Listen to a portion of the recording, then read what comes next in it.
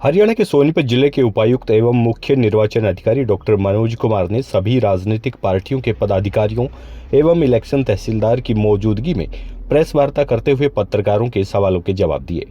जिला उपायुक्त डॉक्टर मनोज कुमार ने अंतिम मतदाता सूची प्रकाशन से संबंधित तथ्यों को प्रमुखता से उजागर करते हुए कहा कि युवा समय रहते अपनी मतदाता सूची को अपडेट कराएं और उनमें अपना नामांकन जरूर कराएं। जिनकी उम्र 18 वर्ष हो चुकी है वो अपना नया वोट बनवा सकते हैं। जिला निर्वाचन अधिकारी सोनीपत ने ये भी साफ किया कि राजनीतिक पार्टियों के पदाधिकारी प्रेस वार्ता में मौजूद हैं और वो अपने स्तर पर भी नए वोटर्स को जागरूक करने का काम करें।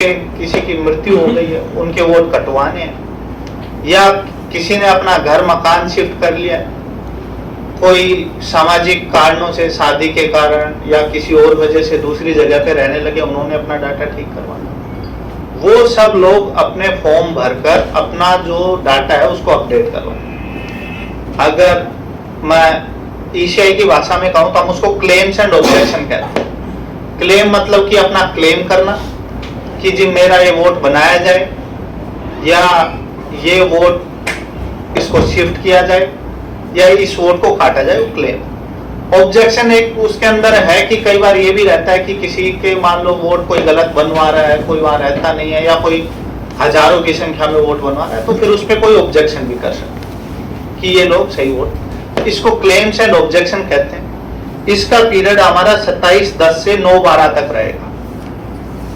27/10 से 9/12 तक क्लेम एंड ऑब्जेक्शन रहेंगे और उसमें हमारे 2 स्पेशल कैंपेन रहेंगे। शनिवार रविवार को भी जो हमारे बीएलओज हैं, बूथ लेवल ऑफिसर्स हैं, वो जहां भी उनका कार्यस्थल है, जो उनका बूथ है, वहां पर वो अपना चेयर टेबल लगाकर उस दिन क्लेम एंड ऑब्जेक्शन लेंगे। ये तारीखें 4/11, 5/11 शनिवार रविवार है, जो अब सैटरडे संडे आएगा इससे अगले वाले को, और फिर एक 2/12 और 3/12 है, 2 दिसंबर और 3 दिसंबर। उसके बाद 26/12 तक जो क्लेम एंड ऑब्जेक्शन आएंगे उन सब पे निर्णय लिए जाएंगे। जिनके नए वोट बनने होंगे वो जुड़ जाएंगे, जिन्होंने कटने के लिए आवेदन किया होगा उनके काटे जाएंगे। जो सबसे महत्वपूर्ण बात है, जो हमारे सबसे इम्पोर्टेंट लोग छूट जा रहे हैं, वो है हमारा 18 से जो 20-22 वर्ष तक का जो ग्रुप है, जो हमारे युवा साथी हैं, उसमें भी खास तौर से हमारे जो लड़कियां हैं, उनकी एक अवधारणा बनी हुई है कि वोट बन जाएगा तो पता नहीं मतलब ये यहीं का हो जाएगा, वो हो जाएगा। जबकि वोट के ट्रांसफर से आसान मेरे को लगता है कोई प्रक्रिया नहीं। बाकी सब चीजों के जो है उसमें कुछ ना कुछ आपको प्रूफ देना पड़ता है, कोई ना कोई ये करना पड़ता है। वोट के अंदर आप एक सिंपल फॉर्म भर के, अगर विद इन पार्ट है तो फॉर्म 8 भर के आप उसको ट्रांसफर करवा सकते हैं। आपने सिर्फ अपना ये कहना है कि मैं यहाँ से वहां चला गया हूँ, मेरा वहां वाला, और अब क्योंकि एक इंटीग्रेटेड डाटाबेस है तो कहीं से भी आपका वोट ट्रांसफर हो जाए। कोई भी हमारे जो लड़कियां हैं जिन्होंने भी 18 साल की उम्र जो 1/1/2024 को पूरी कर ले, वो कोई भी ऐसे नहीं बचे कि उनका वोट नहीं बना हुआ। और मैं समझता हूं कि वोट से ही फिर बहुत सारी चीजें जुड़ी हुई। आपके जो बाकी डॉक्यूमेंट्स हैं, क्लेम ऑब्जेक्शन के बाद जब डिसाइड हो जाते हैं, कल को आपको डोमिसाइल बनवाना है, कोई भी चीज है, तो जो आपका वोटर कार्ड है वो एक सबसे महत्वपूर्ण पहचान है। तो सभी लोग वोट बनवाएं। कुछ हमारे ऐसे गांव भी हैं जिनमें 1000 पुरुषों के पीछे सिर्फ 500 ही महिलाओं या लड़कियों की वोट।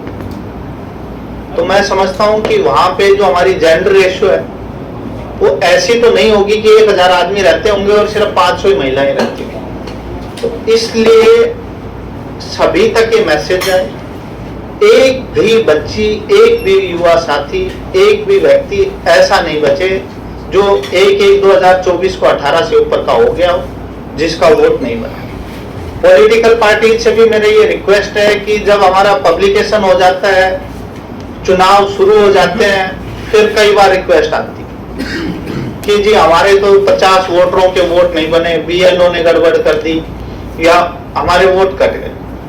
मैं समझता हूं कि आप अभी से सजग होकर जो ड्राफ्ट पब्लिकेशन है अपने कार्यकर्ताओं की ड्यूटी लगाएं, पार्ट वाइज आपके लोगों की एक एक वोट चेक करें कि आपके जो भी जितने लोग हैं जिनको जानते हैं उन सब की वोट उस लिस्ट में है, नहीं है तो उनके क्लेम एंड ऑब्जेक्शन भरवाएं।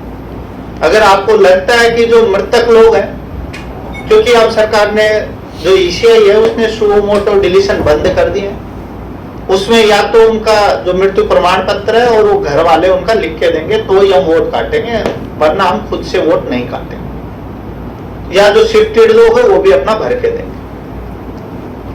एक महत्वपूर्ण एक्सरसाइज है, लोकसभा चुनाव भी इसी पे होने।